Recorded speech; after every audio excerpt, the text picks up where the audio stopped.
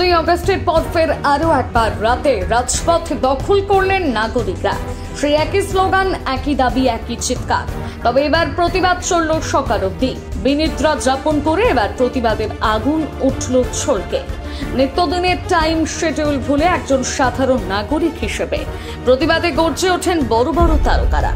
রাত যত বাড়ল তত প্রতিবাদের ভাষা যেন ততই গম্ভীর হতে থাকলো। গতকাল অর্থাৎ 1 সেপ্টেম্বর দুপুর 3টে থেকে শুরু হয় মহা মিছিল। কলেজ স্কোয়ার থেকে ধর্মতলা অবধি ছিল এই মিছিলের গন্তব্য। আর ধর্মতলা পৌঁছে প্রতিবাদীদের গলায় শোনা গেল অন্য আর এক সুর। তাদের দাবি, যতক্ষণ না প্রশাসন এসে তাদের সাথে কথা না বলছে তাদের এই ধর্ণা জারি থাকবে। যেমন ভাবা তেমন কাজ। ভোর 4টে অবধি চলল ধর্ণা। রাস্তায় বসে প্লাকার্ড হাতে একের পর এক চিৎকার। সামিল ছিলেন আম জনতা থেকে স্বস্তিকা মুখোপাধ্যায়, শহীদী সরকার, বিদীপ্তা চক্রবর্তী, দেবলীনা দত্তের মতন সেলিব্রিটি। বাদ যায়নি ছাত্র সমাজও। এমনকি মহামিছিলে হেঁটেছে এক পোষ্য কুকুর, তার নাম গোল্ডি। নিজের ভাষায় জানিয়েছে প্রতিবাদ। আবার এক খুদে মেয়ে, দেশটা তোমার বাপের নাকি, এই গানে নাচের মাধ্যমে প্রতিবাদ জানায়।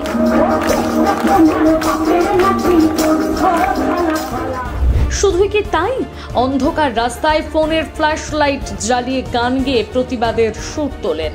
সেই সাথে প্লাকার্ডে লেখা, লজ্জা কার। আবার লেখা হচ্ছে, শত নারীর শিকার, রাষ্ট্র তোমার ধিক্কার। আবার কেউ লিখেছেন, ভয় পেও না, ভয় পেও না, তোমায় আমরা মারবো না, সঠিক বিচার না পেলে তোমাকে আমরা ছাড়বো না। ঠিক এইভাবেই জনতারা প্রতিবাদ চালিয়ে গেছেন। আর পুরো রাতের রাজপথ লড়াই কভারেজ করেছে আমাদের বাংলাহান্ট টিম।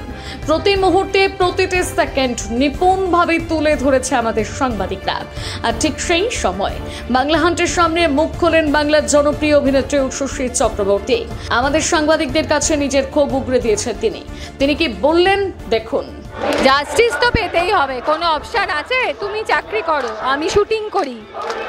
ডাক্তারের সরকারি হাসপাতালে যদি সিকিউরিটি না থাকে, ও তোমার বন্ধু ক্যামেরা করছে, আমাদের কিসের সিকিউরিটি? কালকে আমরা কাজের জায়গায় গিয়ে আর ফিরবো না। এভাবে তো বেঁচে থাকা যায় না, রাস্তায় তো থাকতেই হবে ভাই।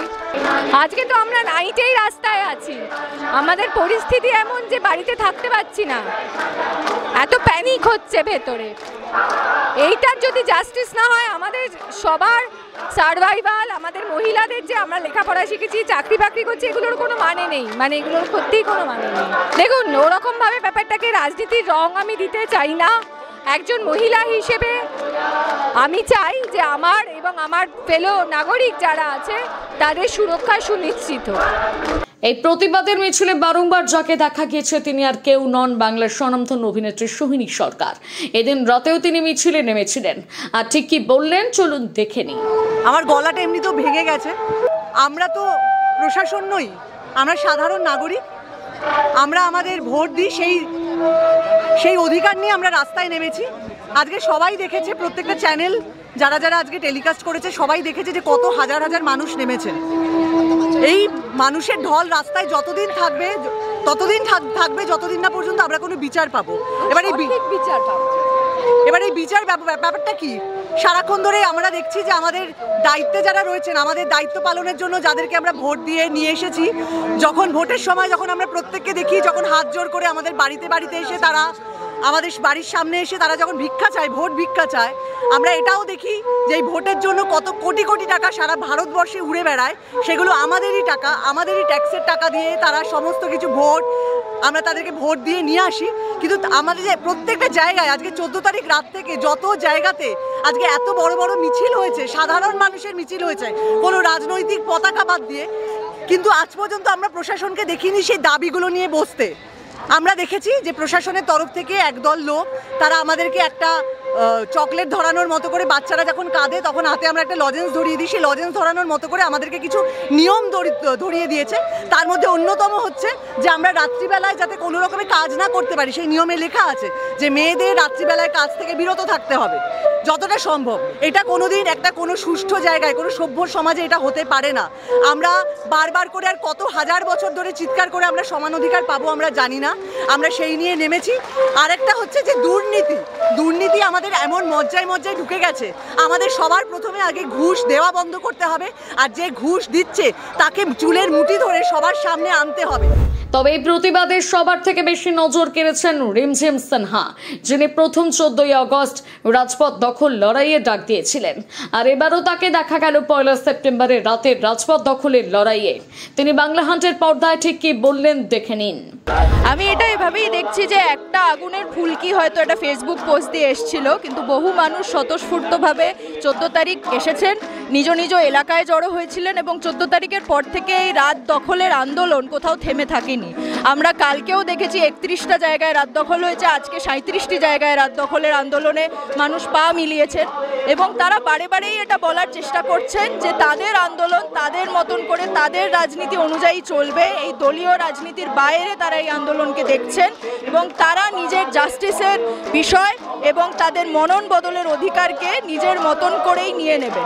আজকে এখানে দাঁড়িয়ে এটাই বোঝা যাচ্ছে যে এত মানুষ অবস্থানে এসেছেন কারণ তারা বিশ্বাস করেন তারা নিজেদের দাবি নিজেরাই হাসিল করবে। এখানে শাসক দলের তরফ থেকে বলা হচ্ছে মেয়েদের নাইট ডিউটি থেকে তাদেরকে বিরত থাকতে, সেই জায়গায় দাঁড়িয়ে রাত দখলের ডাক। অবশ্যই আমাদের জন্য এটা খুব আনফরচুনেট যে আমাদের মুখ্যমন্ত্রী মহিলা হয়েও এই ধরনের প্রেস রিলিজ বের করতে পারেন, যেখানে মধ্যযুগীয় স্টেটমেন্ট দেওয়া হয় যে মহিলারা রাত্রেবেলায় বেরোবেন না, নাইট ডিউটি দেওয়াই তাদের জন্য নাকি সুবিধাজনক। এই ধরনের বিষয়ে রাত দখল আন্দোলনের কোনোদিনই মোটিভ ছিল না। আমরা বারে বারে বলেছি যে আমাদের যে সুরক্ষা আমরা দাবি করছি সেই সুরক্ষার জন্যই আমরা এখানে এসেছি এবং এখানে থাকব, এবং সেটা কোনো নাইট ডিউটি কমিয়ে আমাদের পাওয়া যাবে না। যে ধরনের কাঠামোগত দাবির কথা আমরা বারবার তুলছি সেই দাবিগুলিকেই আমরা সামনে রাখছি এবং আজকেও শেখানোর জন্যই মানুষ এখানে একত্রিত। এছাড়াও ছিলেন অভিনেত্রী স্বস্তিকা মুখোপাধ্যায়। ন্যায্য দাবি লড়াইয়ে তিনি প্রতিবাদে নেমেছেন আর সেটা পেয়েই ছাড়বেন এমনটাই বলেন। আর কি বললেন দেখে নিন প্রতিবেদনে। আনন্দ করতে আমার মনে হয় না এত মানুষ এগিয়ে আসতো। আনন্দটা নিজেরা করা যায়, বাড়িতে করা যায়, বাড়ির ছাদে করা যায়, গ্যারেজে করা যায়, বন্ধু বান্ধবের সঙ্গে করা যায়। জনসাধারণের সঙ্গে মিশে প্রতিবাদ করতে হলে সেটা এভাবেই করা সম্ভব, এটা বাড়িতে থেকে সম্ভব না। আমি এর আগে আসতে পারছিলাম না বলে মনোকষ্ট বলবো না, মানে আমার খুবই গিল্টি ফিলিং হচ্ছিল, আমার খুবই খারাপ লাগছিল, অসহায় লাগছিল যে এতজন মানুষ তারা শুধু নিজেদের লড়াই করছে না, যারা আসতে পারছে না তাদের ভাগের লড়াইটাও করছে। তো আমি মানে যেই মুহূর্তেই দেশে ফিরেছি এবং আজকে এটা হয়েছে, তো আমার মনে হলো যে একজন মেয়ে হিসেবে, একজন মেয়ের মা হিসেবে এই দাবিগুলো যেগুলো ন্যায্য দাবি আমরা রাখছি, সেটা এইভাবে রাস্তায় নেমে ঘেমে চিৎকার করে গলা ফাটিয়েই করতে হবে। কারণ আমাদের রাজ্যের বা আমাদের দেশের এখন যা অবস্থা, ভয়ের ব্যবসাটাই সবচেয়ে বড় ব্যবসা হয়ে দাঁড়িয়েছে। হ্যাঁ, সেটা রেপ হোক, মার্ডার হোক, র্যাগিং হোক, সমস্ত বিষয়ই, এটা স্কুল, কলেজ, হাসপাতাল, কোথাওই যদি মেয়েরা মানে কি বলবো ভরসা না পায় যে আমি বাবা আমি যেভাবে আমি মানে যে বস্ত্র পরে আমি আজকে এসছি, আমার দুটো হাত পা, আমার যৌনাঙ্গটাকে আমি নিয়ে বাড়ি ফিরতে পারবো। হ্যাঁ, আর সরকারটা তো জনসাধারণের বাইরে গিয়ে সরকার তো নয়, সরকার তো আমরা সরকার গঠন করেছি। তো ভোটের সময় আমাদের বুদ্ধি আছে, আর এখন সবাই আমাদেরকে এত বোকা কেন ভাবছে?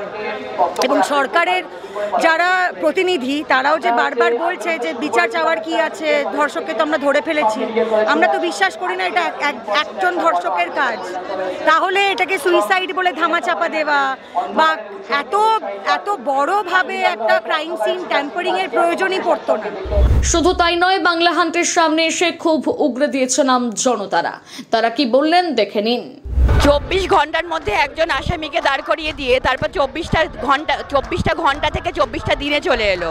তাই জন্য রাস্তায় দেখবে যখনই বেরোও, আকাশে দেখবে যখনই বেরোও, তিলোত্তমার বিচারের জন্য কিন্তু এখনও লোকে হাঁপিয়ে যায়নি। কারণ অনেক সময় আমরা শুনে হয় না এরকম করে হবে না, আরে হবে না, থার না, টিভি দেখে মানুষ হবে না বলতে পেরেছে।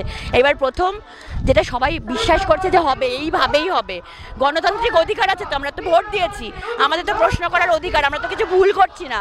আমরা প্রশ্ন করছি যে আমাদেরকে এত কাকুতি মিনতি করতে হবে কেন জাস্টিসের জন্য, এইটা এত কাকুতি মিনতি করতে হবে কেন ওমেন সেফটির জন্য, বাচ্চার সেফটির জন্য, সেক্স এডুকেশনের জন্য, যেগুলো সব কিছু আছে। পশু মরে যাচ্ছে, অবলা প্রাণী মরে যাচ্ছে, মেয়েরা রেপ হচ্ছে বাসে ট্রেনে যখন যাতায়াত করছে। আমরা তো চলো গাড়ি পাই, যারা জুনিয়র আর্টিস্ট কাজ করছে তারা তো রাত্রেবেলা 12টার সময় পাবলিক ট্রান্সপোর্টে যায়।